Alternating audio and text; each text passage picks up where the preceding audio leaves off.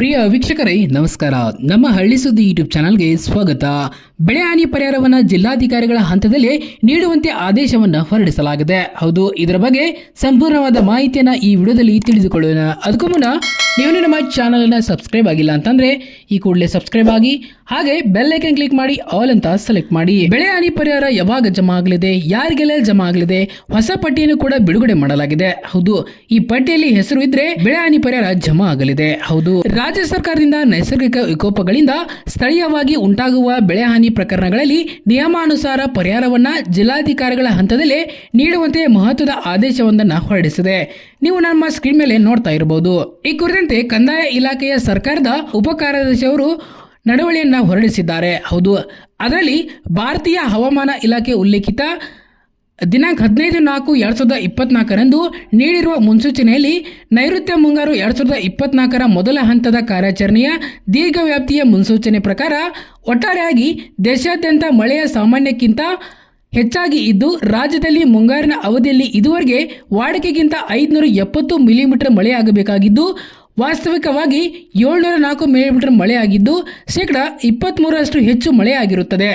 ಮುಂಗಾರು ಅವಧಿಯಲ್ಲಿ ವಾಡಿಕೆಗಿಂತ ಹೆಚ್ಚಿನ ಮಳೆ ಉಂಟಾದಲ್ಲಿ ಸಂಭವಿಸಬಹುದಾದ ದುಷ್ಪರಿಣಾಮಗಳನ್ನು ಸಮರ್ಪಕವಾಗಿ ನಿಭಾಯಿಸಲು ಹಾಗೂ ಹಾನಿಯನ್ನು ತಗ್ಗಿಸಲು ಮುಂಗಾರು ಪೂರ್ವದಲ್ಲಿ ಪೂರ್ವ ಸಿದ್ಧತೆ ಹಾಗೂ ಸನ್ನದ್ಧತೆ ಕ್ರಮಗಳನ್ನು ಕೈಗೊಳ್ಳಬೇಕಾಗಿದ್ದು, ಅದರಂತೆ ಎಲ್ಲ ಜಿಲ್ಲಾಧಿಕಾರಿಗಳ ಸಂಬಂಧಪಟ್ಟ ಇಲಾಖೆಗಳ ಮತ್ತು ಜಿಲ್ಲಾ ಮತ್ತು ತಾಲೂಕು ಹಂತದ ಅಧಿಕಾರಿಗಳೊಂದಿಗೆ ಪೂರ್ವ ಸಿದ್ಧತೆ ಸಭೆಗಳನ್ನು ನಡೆಸಿ ಕೈಗೊಳ್ಳಬೇಕಾಗಿರುವ ಕರ್ತವ್ಯ ಮತ್ತು ಜವಾಬ್ದಾರಿಗಳನ್ನು ನಿಗದಿಪಡಿಸಿ ಹಾಗೂ ತೆಗೆದುಕೊಳ್ಳಬೇಕಾಗಿರುವ ಕ್ರಮಗಳ ಬಗ್ಗೆ ಉಲ್ಲೇಖ ಸುತ್ತೋಲೆಯನ್ನು ನೀಡಲಾಗಿದೆ.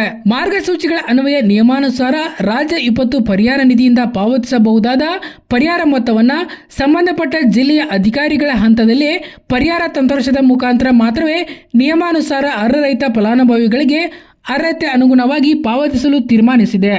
ಅದರಂತೆ ಸ್ಥಳೀಯವಾಗಿ ಉಂಟಾಗುವ ಬೆಳೆ ಹಾನಿಗಳ ಪರಿಹಾರವನ್ನು ಜಿಲ್ಲಾಧಿಕಾರಿಗಳ ಹಂತದಲ್ಲೇ ನಿಯಮಾನುಸಾರ ಪಾವತಿಸಲು ಕಾರ್ಯವಿಧಾನ ಹಾಗೂ ಷರತ್ತು ನಿಬಂಧನೆಗಳನ್ನು ನಿಗದಿಪಡಿಸಲು ಸರ್ಕಾರವು ನಿರ್ಧಾರ ಮಾಡಿದೆ.